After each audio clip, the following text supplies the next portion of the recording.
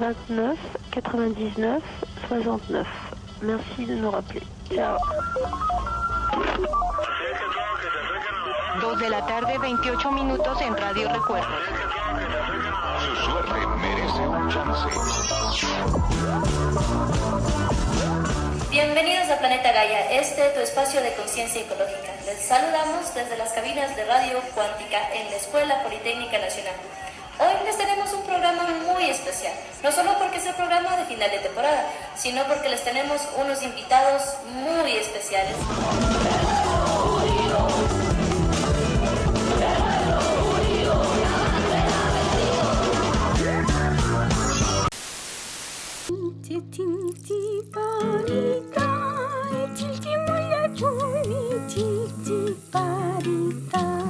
Grassroot Youth Democracy is a project promoting active citizenship at global level on rights, democracy and direct participation issues. The concept of democracy is nowadays challenged by a process, sometimes very obvious, of violation of fundamental rights and what they guarantee. This reduced the democratic order in a little more than a fetish, not only emptied of meaning, but above all, of its efficiency and effectiveness. It is important, therefore, to defend acquired rights, but also to imagine new ones, starting from our interaction with the environment.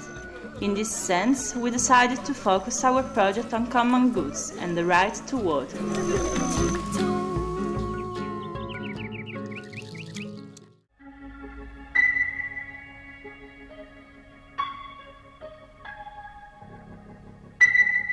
I think the water being a business issue is just a symptom of capitalism and globalization. And especially, when we talk about the new international treaties that are being in store for us, we can understand that everything can be privatized, and now what they are aiming for is the privatization of the things that we mostly need. And if capitalism, what was capitalism doing so far?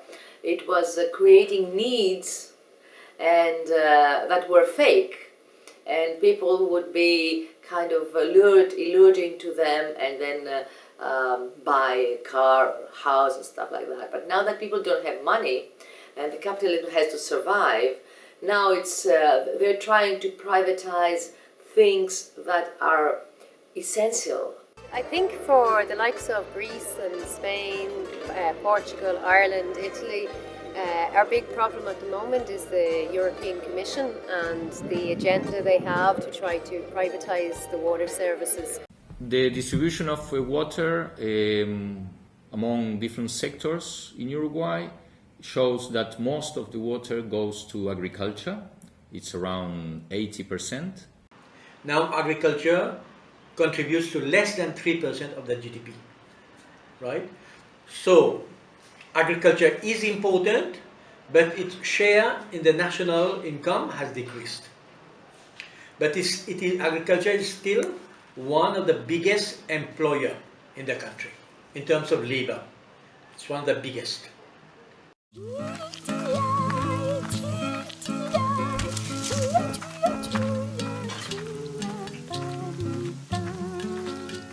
The main issue regarding water is, I think, there are two main issues. One is the pollution of the water, and then the other issue is that we spend too much, and we sometimes spend drinking water to water the countryside, and with the pollution we have a big problem. We have bad water in places where industries are or used to be, and we don't have a mechanism to control the quality of the water in some places in Greece.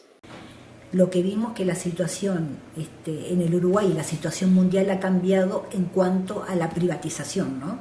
Digamos, si bien ahora nosotros tenemos el agua en manos públicas estatales, nosotros consideramos que de todas maneras hay una privatización. Hay una privatización vía la contaminación del agua, ¿no? Porque contaminar el agua es una forma de privatizar, ¿no? Es una forma que es privar, La privatización significa privar a alguien de alguna cosa, en este caso del agua. Bueno. Noi dobbiamo preoccuparci. We need to look after the integrated water cycle that consists in capturing the water, distributing it to the citizens, and to purify it.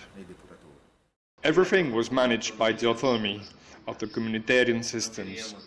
We didn't want to depend from the states and not even from private firms, because they made business with water.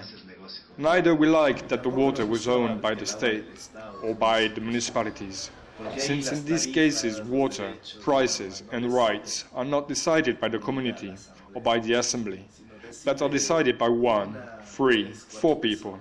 The mayor and a few city councilmen decide the value, the cost of water. With them, it's not possible to have mingas, communitarian work experiences, indigenous worldview, and part of the population is transformed from water user into water client.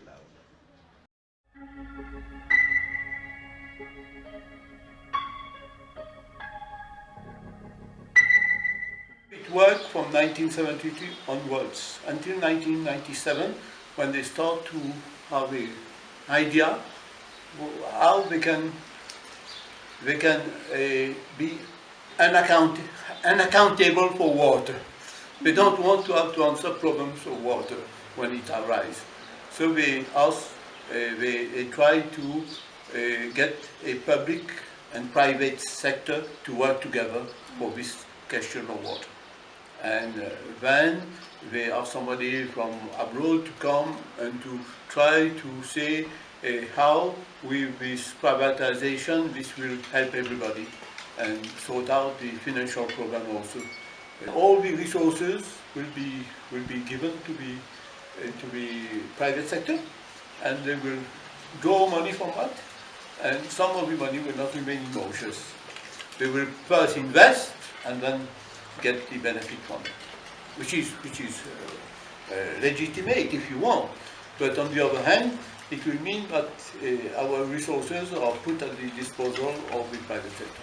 But for us, privatization will mean that people will have to pay more.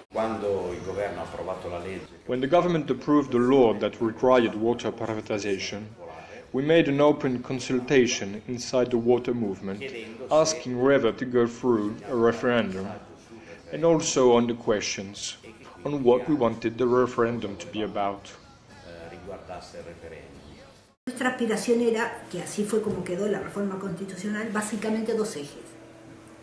Que el agua solo pudiera estar gestionada por manos públicas estatales, y el segundo eje, que toda la gestión de lo que es el agua, toda la gestión de los recursos hídricos, en esa gestión participara la población. Participación, gestión y control en manos de la ciudadanía. You know that we did this referendum without a law existing to allow referendums to be held. We did this referendum as an activism, as a massive activism, political activism, stating that we don't want our water privatized and giving the chance to people who would like to see the water privatized to also vote. And what happened, we had 218,000 people who actually voted, and in that way I think we sent a very strong message to the previous government.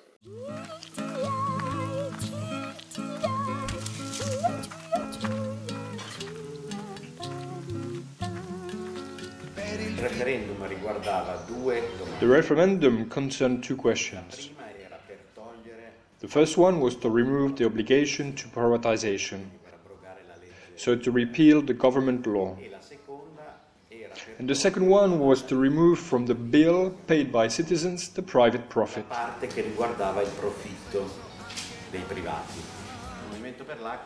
The water movement in Italy is still active, even though it's a bit weaker, less strong than before. And it's trying to keep on the water struggle on several issues. El agua así tomada solamente no tiene mucho sentido. El agua está asociada al territorio, está asociada al modelo de producción, ¿no? Digo, sacar todo eso que son cosas importantes para la vida, sacarlo de la lógica del mercado, ¿no? Ese es el gran desafío que tenemos. Que la población se empodere de lo que es el territorio, ¿no? Que la población se empodere del territorio y defienda su calidad de vida, ¿no? Creo que es el gran reto que tenemos. We see that in the whole world, the water is sold by the governments or by the mayors. So we believe that the only solution to avoid privatization is to get the water in the hands of the citizens.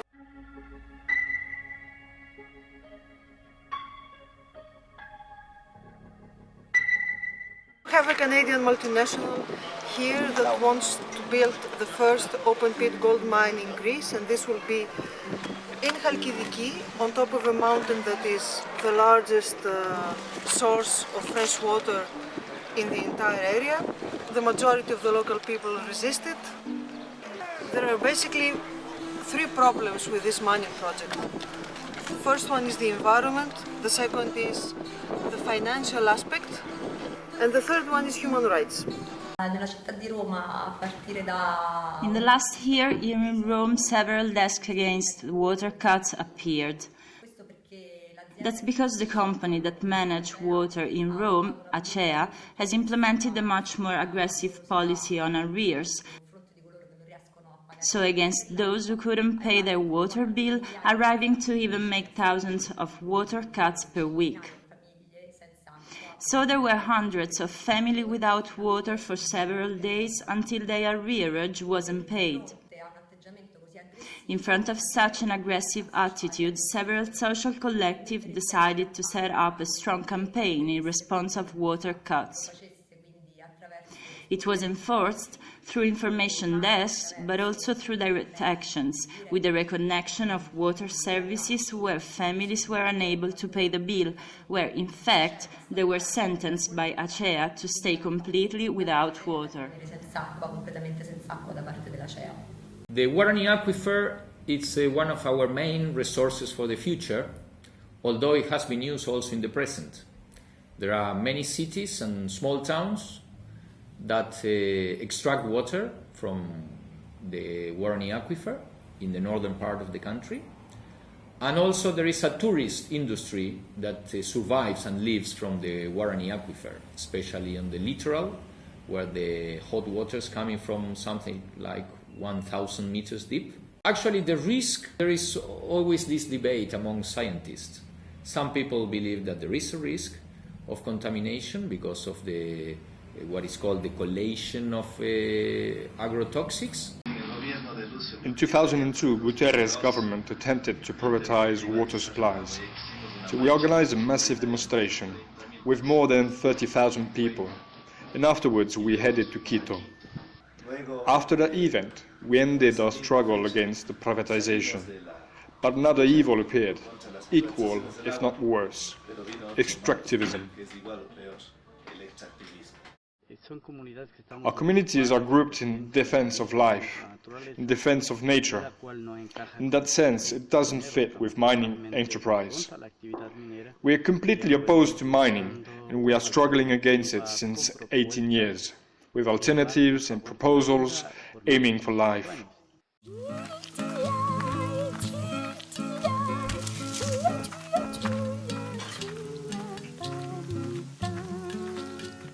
Have proven that El Dorado is violating, Hellas Gold is violating its contract with the Greek state. So, according to the contract, the state can take back the mines from El Dorado. So, once the mines are state property and not private property, then it is up to the state to decide whether to develop a mining activity there or not. The best defense that we have as a local people against the aggression of mining companies is to develop other ways to survive. Super Mario is the famous video game hero loved by adults and youngsters. He also intervenes to defend water rights. He did so by representing dozens of activists that took action against the water cuts in Rome. And he did this by intervening directly in reconnecting the water to those who had it cut, with his plumber uniform and with the help of his brother Luigi. We are convinced that we need a superhero like Super Mario to defend rights in this city. I believe there are some other sources of groundwater that the risk is higher than the aquifer, than the Guarani aquifer. But still, the Guarani aquifer, it has a symbolic value because it's shared with Brazil, with Paraguay and Argentina. So it could be also an object of, regional integration. It is clear that the law establishes as national priority that water is in the first instance destined for human beings, for agriculture and livestock. The issue of water for the mines goes in this context. But it is surprising that although the Constitution of the Republic establishes this right, it is surprising that they gave priority in granting and authorizing an environmental license for the national mining company, in which such an important resource that we are defending, water, that the priority is given to multinationals. So ultimately, there are many contradictions like this one. We see them with great concern, and in that sense, this is why we say that today, in Ecuador, we are not living in a democracy.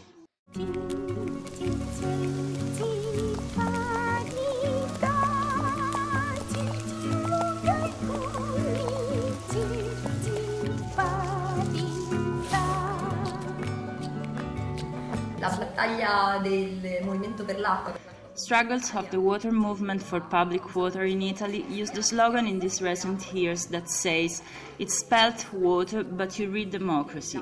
That's because we are convinced that water is a paradigm of both fundamental rights and of the value of democracy. If citizens are stripped of the opportunity to decide on a primary good like water, it's clear that democratic mechanisms become fake.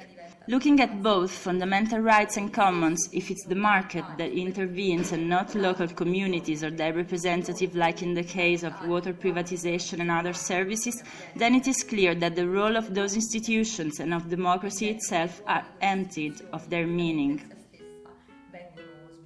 So our challenge is not only just about ownership. So ownership, beyond ownership.